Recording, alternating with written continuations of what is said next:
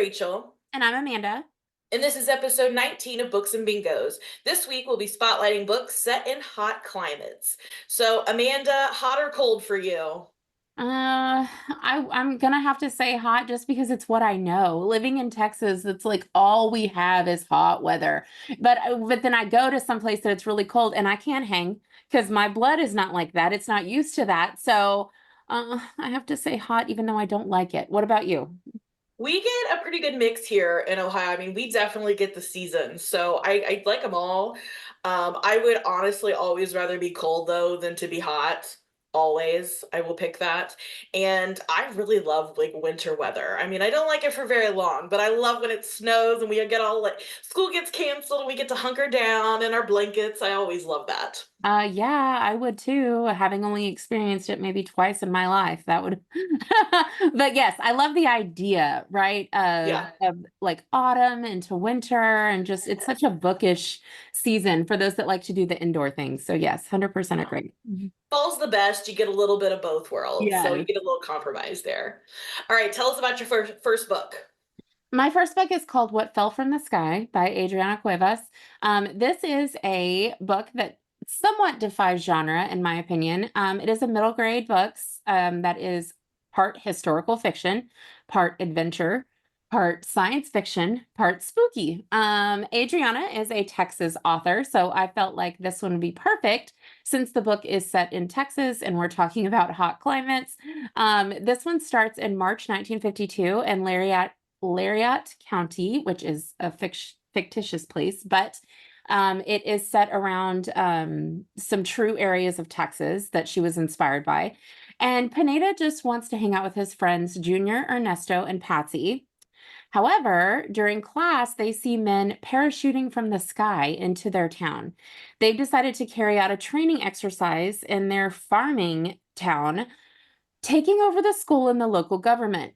And Pineda knows that they also have two aliens because he is keeping their daughter, whom he named Louisa, safe in his family's barn. Now, when I say aliens, I'm not talking about immigrants. I am talking about actual aliens. Pineda promises to help Louisa reunite with her parents and save them from the government. But it soon proves easier said than done. With the help of his friends, the townspeople, and the only Black officer in the army, Pineda fights for all Americans, whether they are born here or even from another planet. So I loved how Adriana was able to take the concept of aliens from outer space and connect it to how our government right now is treating illegal aliens, right? And undocumented people. So I feel like the main point in this one is that she highlighted that our differences are what make us special. They're what should unite us, not divide us, right? So it's a lot of heart. It's a lot of embracing various cultures, families, stories, and it's what our nation was founded on. And I believe that we've sort of lost sight of that. If you're a fan of Stranger Things, The Goonies, Back to the Future, E.T., you will love this adventurous historical fiction tale that has so much truth to it. Make sure you read the author's note at the end to learn more about this Texas origin story. The content warnings would be war as a theme, war hysteria, racism, microaggressions, and xenophobia. This title is out February 11th. Like, I know that's so far from now, but I promise you're going to want to add this to your spring book order or wherever you order books for yourself because I have to own this one. The squares are going to be Hispanic representation, outdoorsy, and hot climate setting. This sounds like one the kids will totally jump on for sure. Absolutely. She takes like these such serious topics and is able to make them somewhat sometimes goofy and silly and the books that the kids want to read, and then they still get the message. So I love that about her. That's perfect. All right, my first pick is a cozy mystery. It's called It Takes Two to Mango by Carrie Doyle. And I'm not going to lie, what drew me to the series were the goofy names. I love a punny title. I mean, why even write a cozy if you're not going to have a good punny title? I don't know. But I loved it. So I picked this one up. It's an adult cozy mystery. It's the first book in the Trouble in Paradise series. There are currently 3 books out now. So this would be a great one to jump into if you're new to cozies.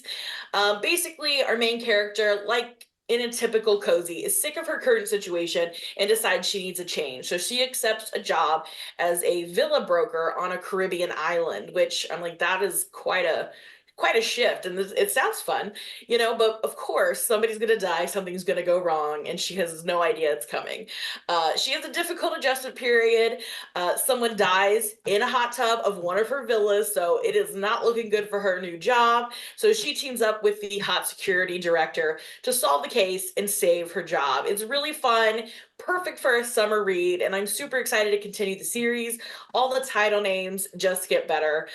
This will work well for the squares for beach on the cover, a beach read, book in a series, first book in a series, book setting you'd like to visit, and a hot climate setting.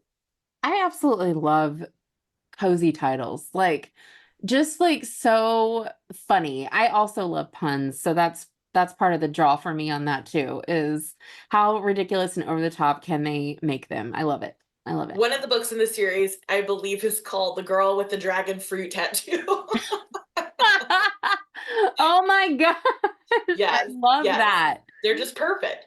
Oh man, that is hilarious. Okay, so we're gonna have to do a little bit of a shift on this one. My second book is called Road Home by Rex Ogle. It is a young adult slash new adult memoir, and it is the last in the series from Rex.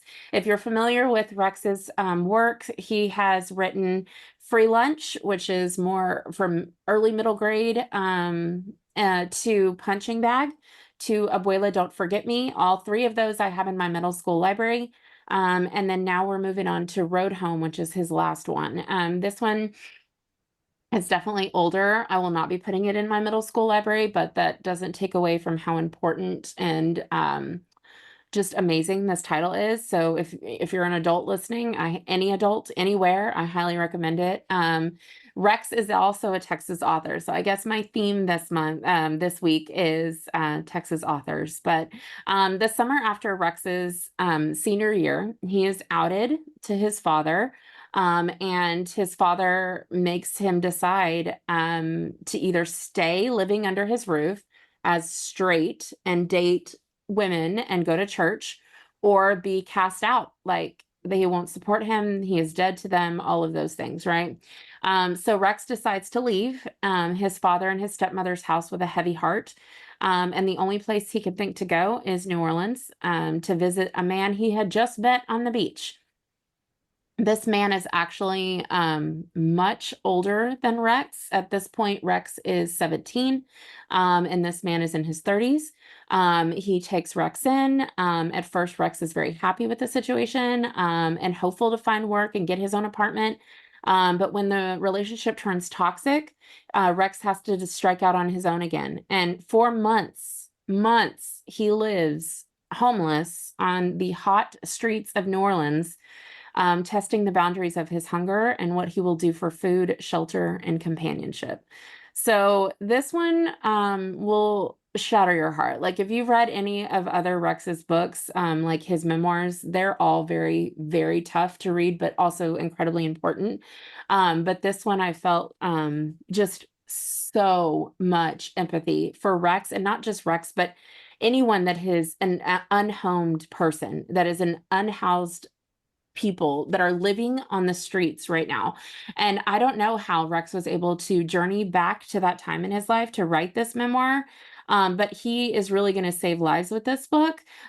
He talks about how he was able to survive and ultimately thrive in his career, his family, and his personal lives, despite the circumstances, but also he can give so much hope to those in similar circumstances.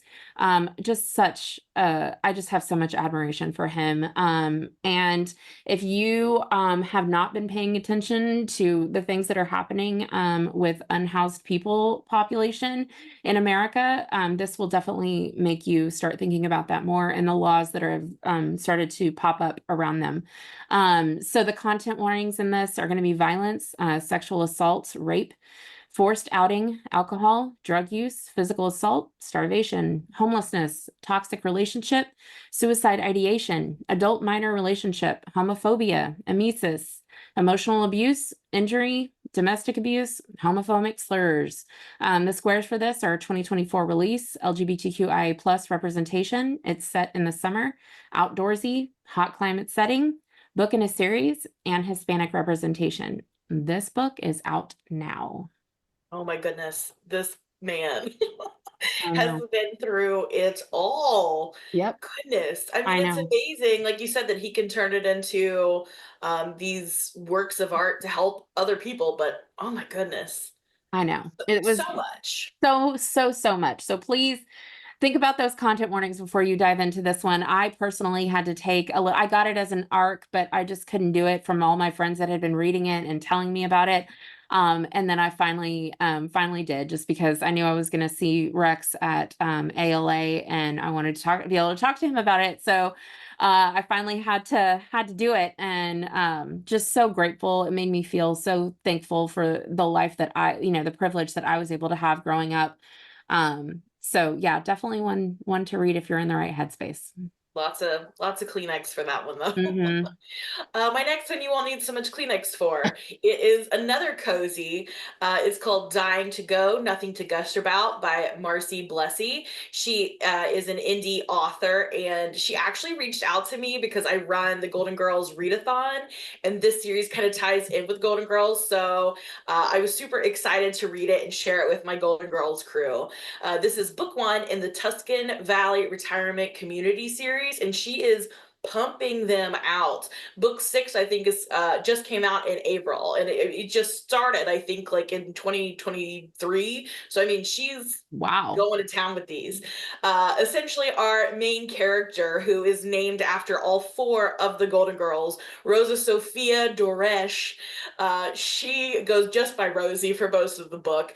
Her life is kind of up in the air when she agrees to come stay with her parents in their retirement village in Arizona, to help with her dad's surgery. But the local bookstore owner is found dead, and she must help sort through the crazy rumors and solve this murder, while also maybe finding a new love interest in the hot landscaper who also has a 90s name of Keaton, and gaining an adorable golden puppy. This was such a fun read. I love retirement homes. So I was so pumped that this was set in a retirement home, because I mean, just old people in retirement homes are the best. Secret about me is I've wanted to live in a retirement home like pretty much my whole life. So I was pumped. I got to live vicariously through them. And now there's several books in the series. Most of them are available, if not all, are available on Kindle Unlimited if you subscribe to that. So check that out for sure. The squares are 2024 release if you read one of the later numbers. A beach read series, first in the series, book setting you like to visit, sporty, I believe they get into pickleball at some point, and a hot climate. Not shuffleboard. They probably get into shuffleboard at some time, but I only have through book one so far, but And I they think, had to go with pickleball. right? Well, it's so hot right now. And That's I the new feel, shuffleboard. yes, it is. And I feel like for all us millennials out there, if you grew up in a certain time period, this Golden Girls was gonna is definitely you should be a fan of it if you grew up in the 80s and the 90s. Like all the Yes. reruns, like it's one of my favorites from childhood. That's funny that I was like watching that as a child, but it's just such a feel-good show. So it makes sense that it would be like a perfect cozy Yeah. And setting. it's my favorite show ever. I mean, it's the best. You cannot argue with me. It is the best show they have ever created. So yeah, perfect fit. Oh, we'll have to do a Golden Girls versus The Office theme kind of booked sometime, because Ooh, like I love The Office with all of my heart. So we'd have to find some books on those themes. That'd be fun. for sure.